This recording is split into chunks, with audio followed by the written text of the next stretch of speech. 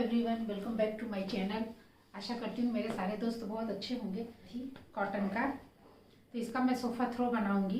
तो मैं आप करके पुरानी बेडशीट लगा करके इसको मैंने पलट लिया है। ये देखिए, यहाँ से इसका मुंह खुला हुआ है। ये यहाँ पे मैंने इसे इसको पूरी सिलाई कर दी है और इसको मैंने इसे पलट लिया है। ये मुंह खुला हुआ है। बाद में इसको मुंह मैं इसको ऐसे करके इसको मैं सिलाई कर दूंगी। तो इस पर मैं काथा स्टिच बनाऊंगी, तो उसी का आज मैं वीडियो शेयर करूंगी। ये मैं 2 सीटर, ये 3 सीटर मैंने बनाया है। सेम उसी प्रोसेस से ये देखिए, इसका ये मुंह खुला हुआ है। इसको सीधा रख के मैंने सिलाई कर दिया है। फिर इसको मैंने पलट दिया है और यहाँ से इसका मुंह बंद कर देंगे। और ये 3 सीटर का है। ये अर्ज मैंने पूरा रखा हुआ है, तो ये थोड़ा मोटा हो गया है और इस पर फिर मैं काथा स्टिच करूँगी। तो चलिए वीडियो स्टार्ट करते हैं।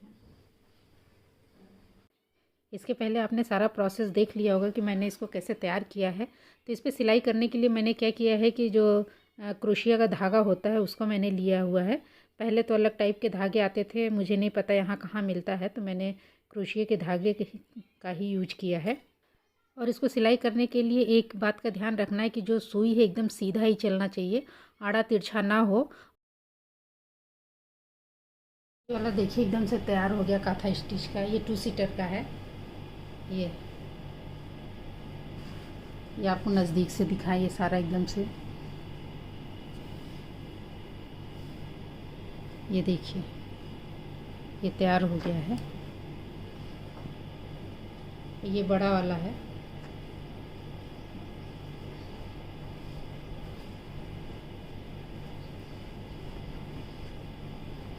इसको लोग कांथा स्टिच बोलते हैं, हम लोग तो हमारी भाषा में इसको कच्चा बोलते हैं।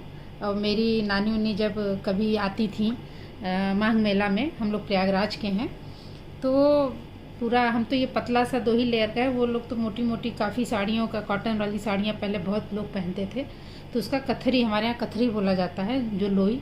तो इसी तरह से हमारी नानी बैठ के जब तक रहती थी तो उसमें एक तो पूरा एकदम तैयार ही कर देती थी, इस तरह सिलाई कर करके। ये इसी तरह सिला जाएगा काथा स्टिच। तो वाइट में किया है, आप लोग किसी और कलर में भी कर सकते हैं।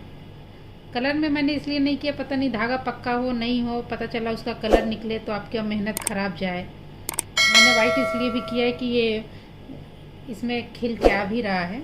ये इसी तरह इतना तो पूरा मैंने सिलाई कर लिया है, पूरा ये सब पूरा इतना हो चुका है। अब यही थोड़ा सा बाकी है, ये पूरा सिल लेंगे इसी तरह से। फिर इसमें कुछ और भी डिज़ाइन बनाएंगे, वो आप आगे देखिएगा। पहले ये कंप्लीट कर लें। बस आपको इसी तरह सुई सीधा ही रख के चलाना है, आड़ा तिरछा ना हो। और टाँके जो है छोटे बड़े, तभी वो खूबसूरत होगा। आपके पास अगर कोई पुरानी बेडशीट हो जो भी अच्छी कंडीशन में हो, तो उसको डबल करके उसको भी ऐसे सिलाई कर दीजिए। तो क्या होता है कि ये स्ट्रांग हो जाता है काफ़ी।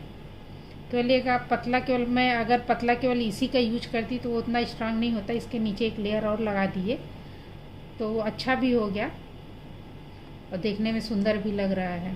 ये मैंने ये जो है जिस धागे से बना रही ये वो है क्रोशिया वाला।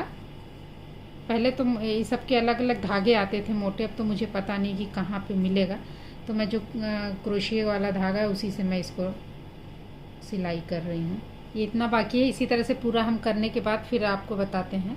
फिर इस पे बॉर्डर बनाएंगे और कुछ और डिज़ाइन भी इस पे डालेंगे। ये देखिए पूरा मैंने सिलाई कर लिया है पूरा। तो इसके पीछे एक अस्तर लगाएंगे, क्योंकि देखिए इस तरह से पूरा इसमें टाँके दिख रहे हैं।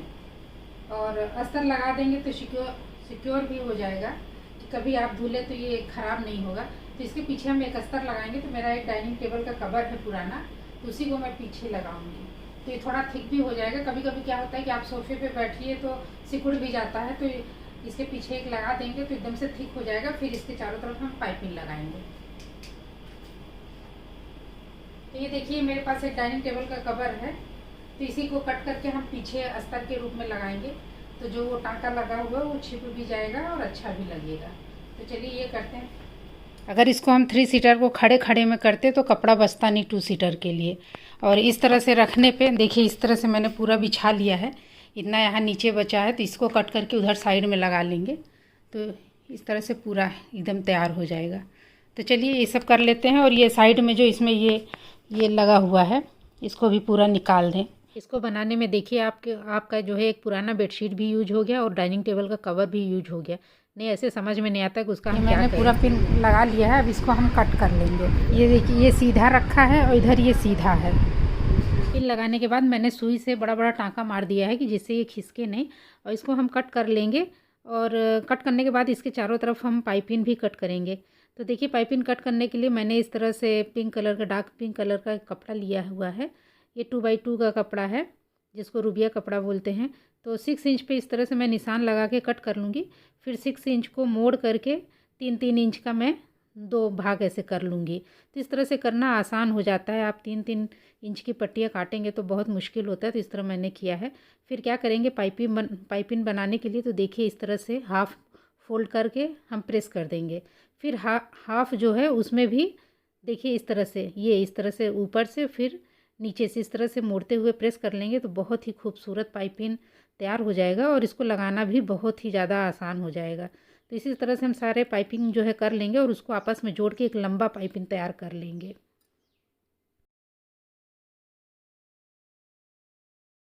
तो देखिए प्रेस करने का एक यही एडवांटेज है। तो इस तरह से आप अंदर इस तरह से डाल के और ऐसे फोल्ड करके पूरा हम सिलाई कर लेंगे। और ये देखने में भी सादा लग रहा है तो इसके ऊपर और हम फ्लावर बनाएंगे। तो इसके लिए मैंने क्या किया है कि येलो कलर का सेम वही कपड़ा लिया हुआ है। और ये फूड कंटेनर का लिड है। जितना बड़ा आपको फ्लावर चाहिए उतना बड़ा कंटेनर का कोई भी लिड आप राउंड शेप का ले लीजिए।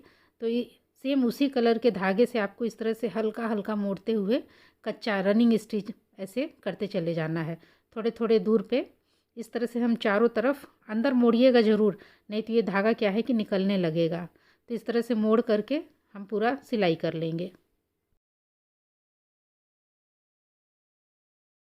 पूरा जब चारों तरफ सिलाई हो जाए तो इस धागे को खींच करके देखिए इस तरह से बीच में ले आके थोड़ा स्ट्रांगली खींचिएगा। तो सारा जब एक जगह इकट्ठा हो जाए तो इसको नाट लगा करके वहाँ पे धागा तोड़ देंगे। तो इस तरह से खूबसूरत सा फ्लावर तैयार हो जाएगा। इसी तरह मैंने ढेर सारा फ्लावर देखिए बना लिया है। अब इसको आपस में जोड़ के 2 लंबी लंबी, जितना मतलब आपका लंबा सोफ़ा थ्रो है उतने लंबे लंबे 2 फ्लावर को जोड़ करके मैंने लंबा लंबा 2 फ्लावर बना लिया हुआ है। मैंने इसको क्या किया है कि कंट्रास्ट में ये फ्लावर तैयार किया है। जैसे मेरा जो है सोफ़ा थ्रो आसमानी कलर है तो मैंने येलो रखा है कि उस पर खिल के आए। तो देखिए इस तरह से लंबा हम पूरा तैयार कर लेंगे फ्लावर जोड़ के बनाए हुए। तो अब उसको आपस में जोड़ेंगे।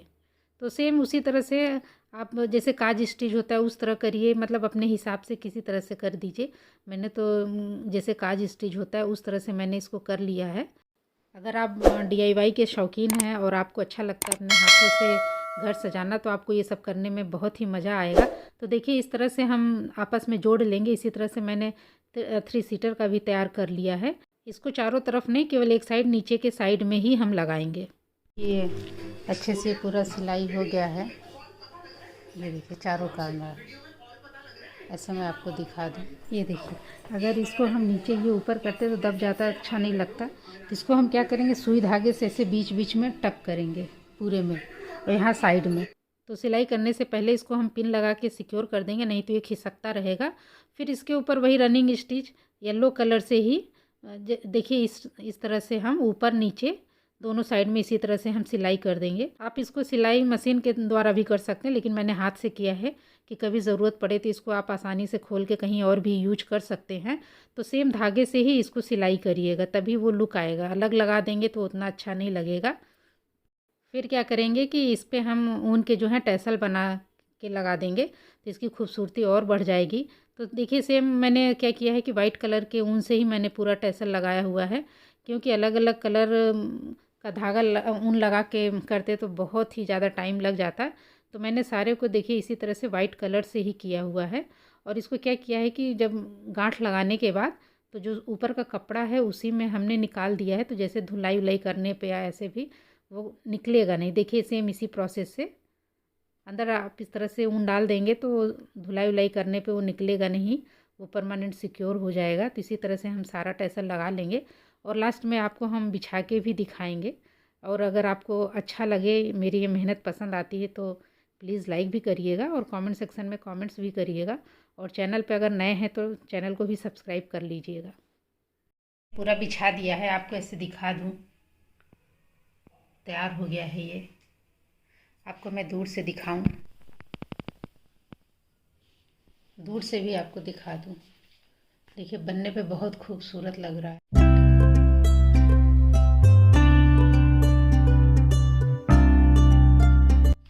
वीडियो अगर आप लोगों को पसंद आती है तो प्लीज़ लाइक का बटन ज़रूर दबाइएगा, और नए हैं तो चैनल भी सब्सक्राइब कर लीजिएगा। तो चलिए फिर मिलते हैं इसी तरह से किसी नेक्स्ट और नए वीडियो के साथ। तब तक के लिए आप लोग अपना खूब सारा ख्याल रखिएगा। Thanks for watching, thank you and bye bye.